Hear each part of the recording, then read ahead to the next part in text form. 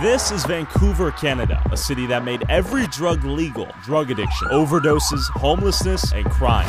Damn. Drive. All drugs are good and balanced. God made all drugs. A few side effects of decriminalizing every drug since January 2023. The city's goal was to make using drugs safer by making them legal, but many Canadians think it's done the exact opposite. So I went to downtown Vancouver with my friend Kevin, social worker and drug addiction specialist, to see the impact decriminalizing drugs has had on the city. People are smoking fentanyl, smoking crack out here. Yeah, it's just straight fentanyl, straight meth, straight crack. It's definitely the most concentrated group of people of any city you and I have ever visited. Yeah, we've only done one block. We've been out here for 5 minutes. It's just complete chaos. There's offices right here. Can you imagine working here full time? Considering the new laws here, I wanted to hear what kind of drugs the people here were using and how easy it was to get their hands on them. Are you on Trank right now? Is that why you're nodding out? I don't know, I might be.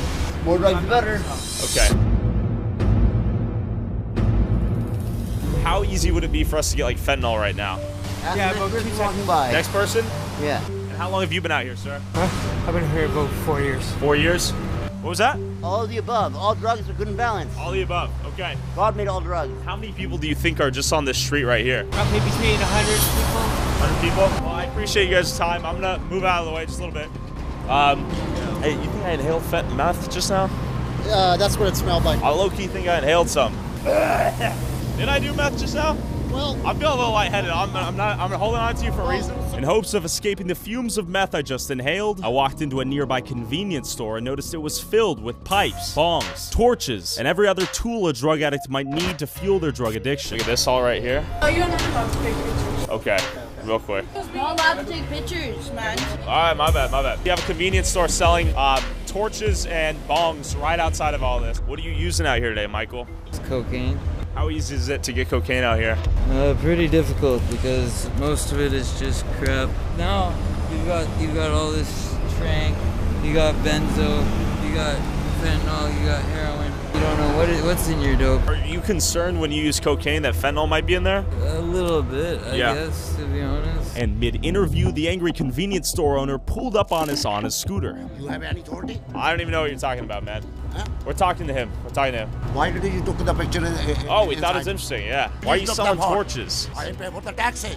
Okay, then what's the problem? I'm not saving the cash. Yeah, we deleted everything. Just go walk away. We're done. Do you have any authority? We're not doing this. Do you have any authority? Let's call it a day. Next time you're coming into my store, okay? He's pissed because we caught him selling pipes and torches in his convenience store, capitalizing on the drug epidemic out here. And then we stumbled upon this guy, who initially supported the decriminalization of drugs. How bad is it out here? It's terrible, but I mean, it's the whole harm reduction thing. It started it all anyway, so I was all for it to start up the harm reduction. So you initially supported harm reduction and decriminalization? One of the beginning ones. Do you think it's worked? No, they went the wrong way. Yeah, I'm all for the legalization. There's a lot of people out there that the college is cutting their meds off, and they need their medication. Interesting. Okay. I'm a patient myself. Yeah. And the college has cut me right down to just about nothing, and I need to buy the street drugs to get by. I would buy it from them. I prefer to have a safe drug supply. So. Do you think a lot of it's laced with fentanyl out here? Anything you buy on the streets? Everything's laced with fentanyl down here. They want to get you addicted. So. Do you use yourself? Yeah, I use, and I know a lot of people use. Yeah. It's not really that dangerous if you're a user. You don't think decriminalization helps drug users overdose more often or anything like that? I wouldn't think so, no. Seen people die out here? I have, yes. Yeah. Pretty common? Yes, it's pretty common. Proper harm reduction has been shown in European places, Switzerland and that. The whole argument is that they have institutions to rehabilitate these users and not just facilitate the drug use, right? That's one thing we've told in this regard. The fentanyl, you get addicted to it, and getting off it's hard. In addition to the decriminalization of drugs, Vancouver has also implemented what's known as a safe injection site. A safe, clean, and supervised place for users to inject while decreasing needle sharing, syringe reuse, overdose death, and in the hopes of eventually referring these people to social services and addiction counseling. Little did I know, Kevin snuck into one last night, and here's how it looked. Want me to do a smoke show? Smoke show time, baby.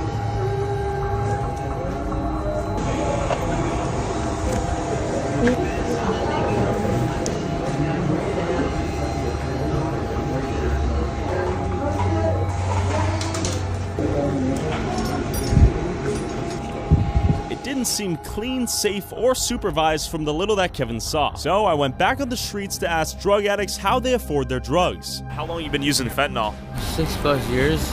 So is this your buddy right here? Yeah, it's my friend. Yeah. So he's nodding out. Is he okay? He's fine with me, I think. And we saw a line waiting to go to the bank.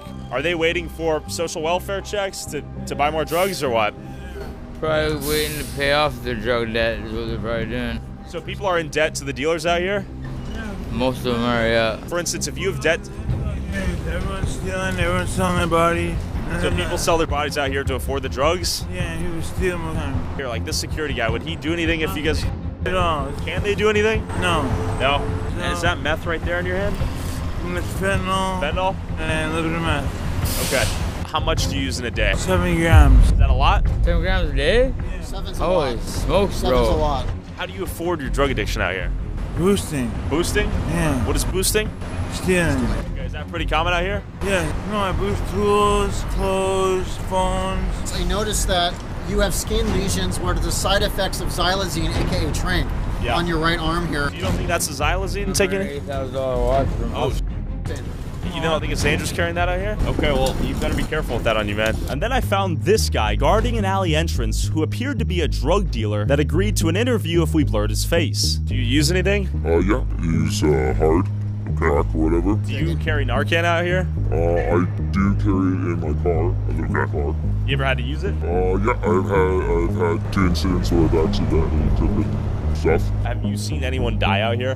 Not personally, but around, yeah, there's people that do all the time. It was clear that overdosing was surprisingly common, and fentanyl seemed to be the main perpetrator. As we walked to a safe needle exchange to try to interview the workers there, we stumbled upon this.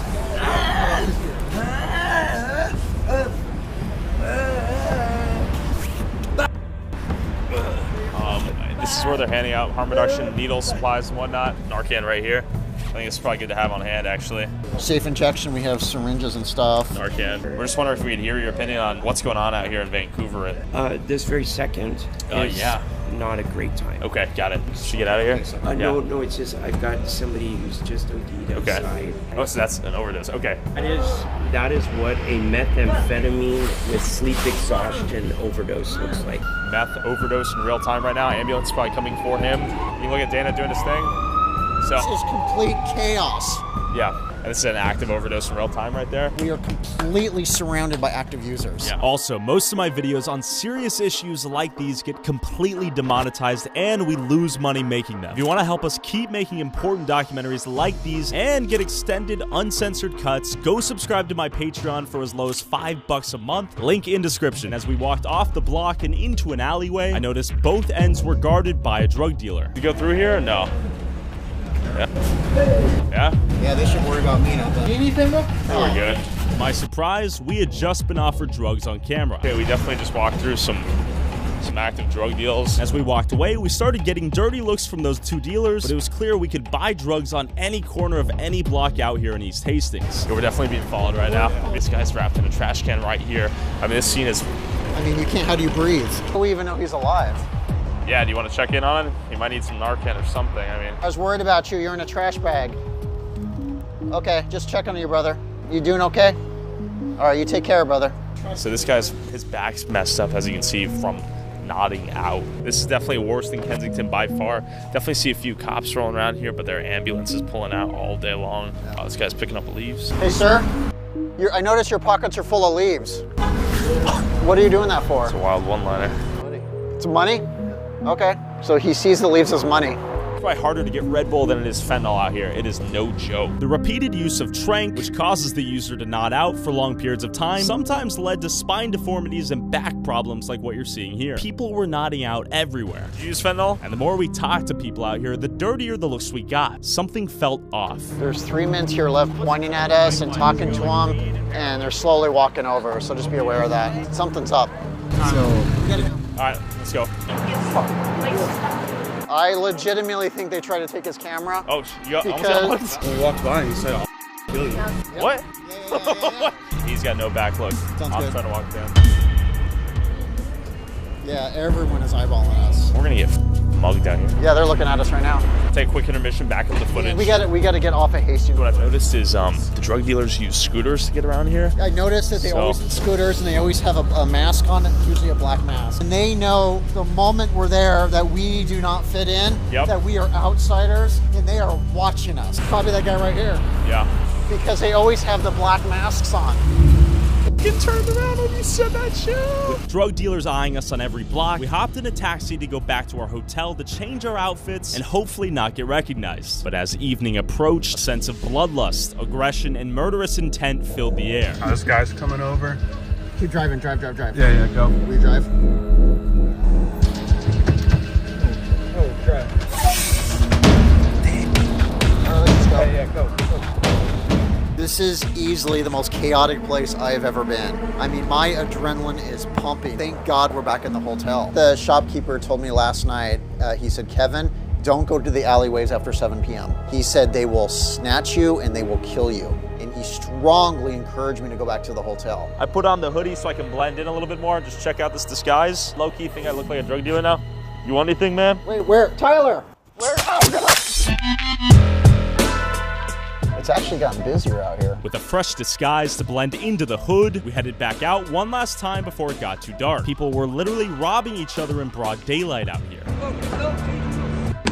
Eat it. I'm gonna give it to you. This is an OD. Overdose happening right now. It looks like she's ODing. She doing okay? She doing okay? You guys got Narcan? Yeah. You do? Okay, good. Just want to make sure you're okay, sweetie. You got TV and everything. You don't got TV. Well, it looks like she was overdosing, and as she was overdosing, they're robbing her. They're robbing her? Yes. Yeah, they're picking her pockets. That's crazy. We have a guy over here just nodded out, passed out on the curb. Sir, are you okay? Just want to check on you. You okay, brother? Kevin's gonna make sure they are alive. Hey, guys. Are you guys okay? Looks like they're both breathing. Actually, I'm not sure about this guy. He's moving, but it's labored. Shouldn't they have their heads tilted up a little bit more? I know. Are you okay, brother? Okay. He said yes. This is wild. She had a ton of fentanyl on her. This guy's screaming at me. Oh, is he getting aggro? Okay, so we should go. People appeared lifeless on the corner of every street, and it was impossible to tell if they were just high or dead. With a seemingly endless line of drug addicts still waiting to get government money from the bank to go buy drugs with, this guy came out of nowhere offering us advice. If you get on that side, they're gonna start messing with you in your phone. Yeah? Okay, so we call it right here? So just do it wisely. He knows what's up, and that makes me worried, actually. Yeah, let's go this way. Okay, let's go. We've probably been watched for the last 25 blocks. Hey, they're recording us. Yeah. We need to keep walking. Yeah, let's go. Anthony. Thank God for our miraculous Uber driver here who's gonna speed racer us out of here. After the insane chaos I'd seen out here, I hopped on a Zoom call with Eleanor Sturko, a member of British Columbia's Legislative Assembly who wants to repeal the decriminalization of drugs. Now, what was the objective in decriminalizing those drugs? That their idea was that this would reduce stigma. They cite other countries in the world that have had some success with decriminalization. They talk about Portugal, Uruguay, Germany, but there's a huge difference between what they're doing and what's being done here. Fortunately, the government is only telling half the story, and they've only put half the work in, because those other jurisdictions actually have involuntary care. Where the hell are they moving these people on to? It's just not fair for the public, and it's not fair for people that have addictions. We need to provide them the services they need and make sure that they get the support they can to get well. What's the solution for all this? To make sure that actually police, for example, were given back their full discretion, we would decriminalization. It's like trying to bake the same pie as somebody else, but you don't use the same ingredients, not going to turn out the same. And if you want to support Kevin, go check out his YouTube channel at Truth on the Streets, or help support his work directly and donate at truthonthestreets.org. Thank you, Kevin. Now, let's go to Alaska. Alaska? Also, whoever has the most viewed TikTok or YouTube short using a clip from this video, I'll send you $500. Post however many times you want, but you must tag my TikTok/YouTube @ and put YouTube Tyler Oliveira in the title/description. Last week's winner was this guy. Go study him. Good luck, guys.